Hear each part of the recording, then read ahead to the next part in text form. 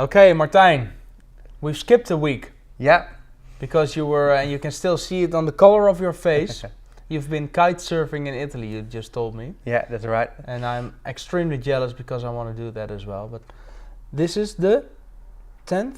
9th, I think. Yeah. Okay, so we've been a long way already, and it's almost the end of your first blog about the subject of mobility, right? Yeah.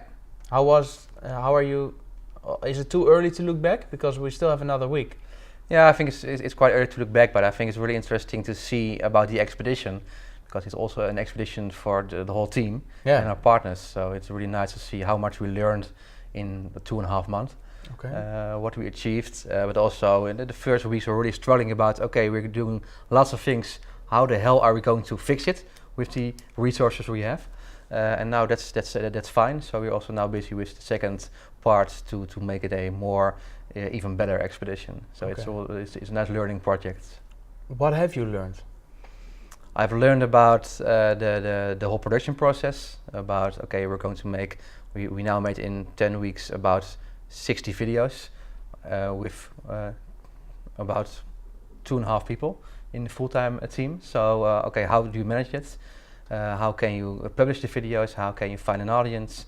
Really learned about, first we are thinking about, okay, we're going to have lots of individual interviews, but now we also visited a couple of events. And the nice thing about events is that they paid lots of interesting experts to come to the event.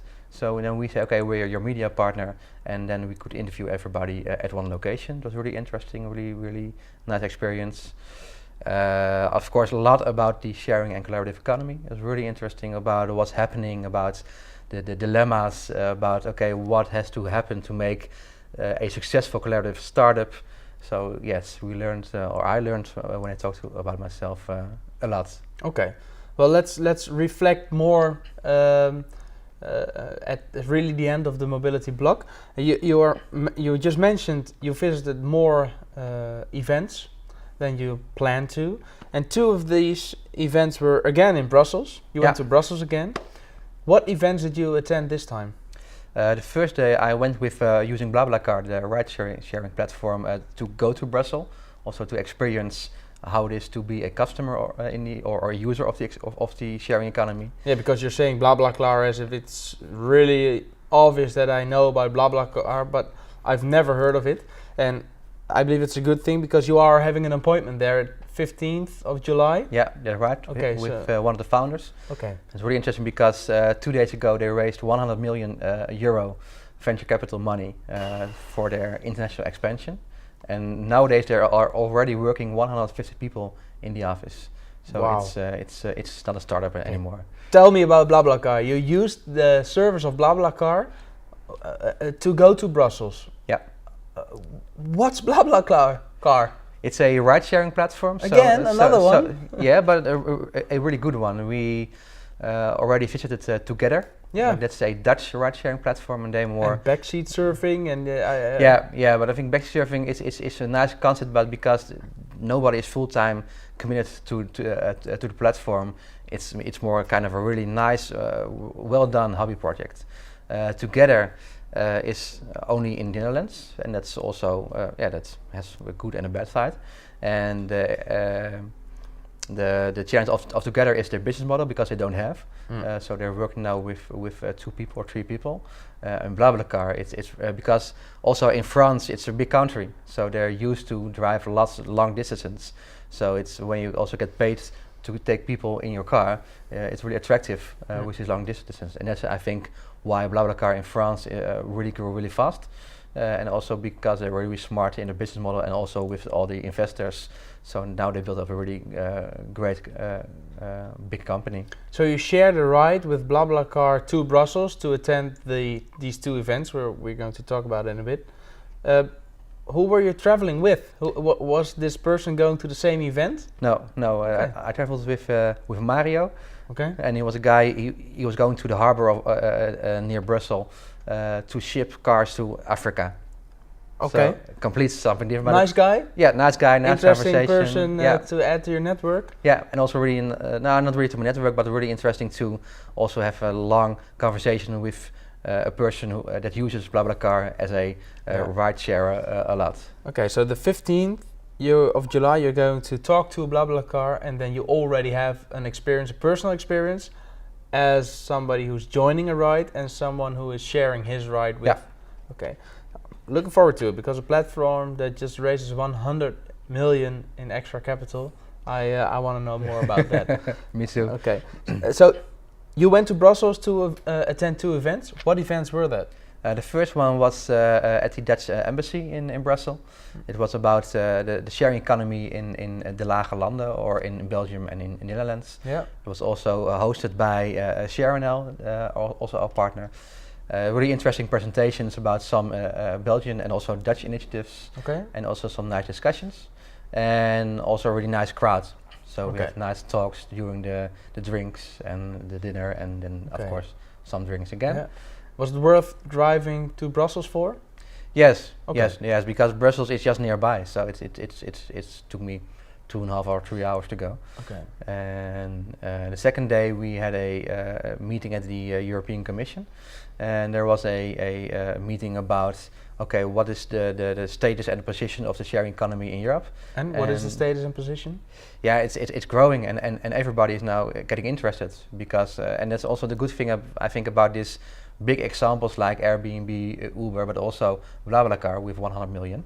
Just repeat 100 million.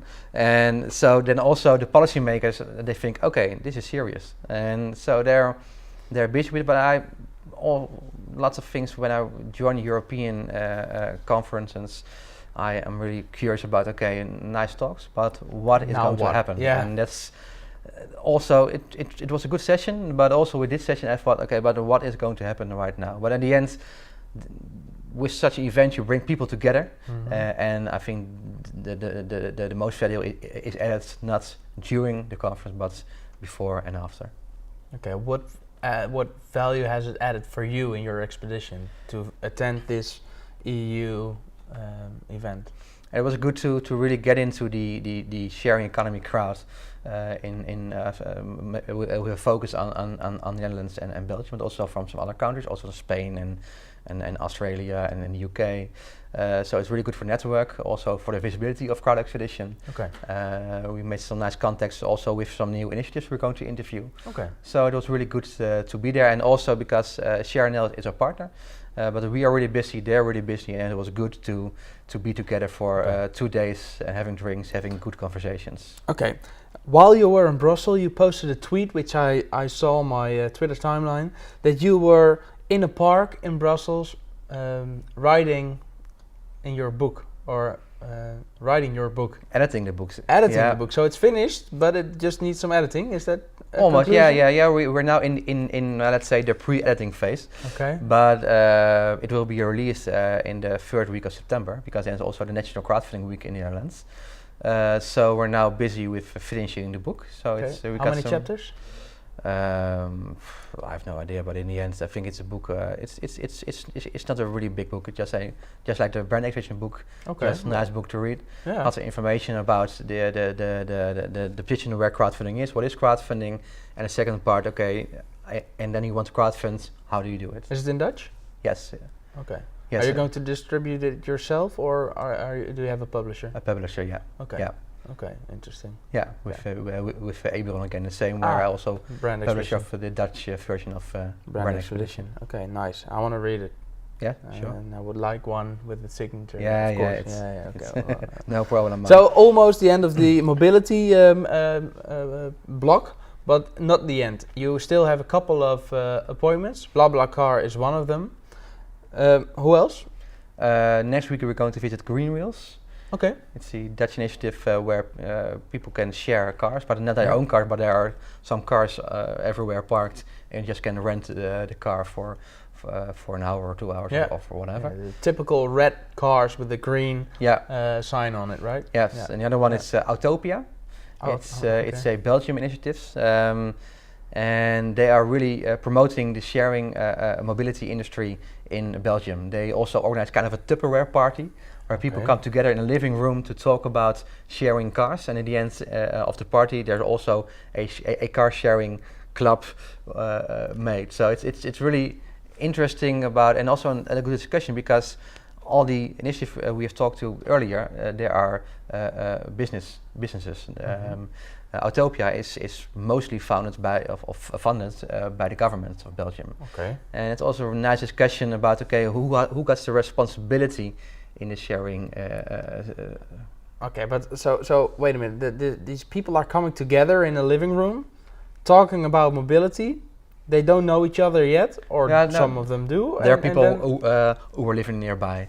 And then they gather up and discuss what kind of car do you drive, and where do you go, and are there some opportunities to drive together or to share the ride, or share the car. share most the of the car. time, yes. Okay. Yeah. Okay, so when are you not using your car, and can I use it? Is that and they already are promoting this with okay? lots of different tools. But Can you really, relate to that? If somebody would organize such a meeting in your neighborhood, of course you are into the sharing, so you probably would go there. But I'm looking at today we have a camera guy, Dave. Would you attend, Dave?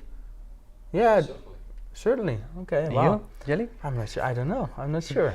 Yeah, but I think because there are some barriers to enter this sharing economy, and most barriers are in your mind. And I think so the threshold is quite high.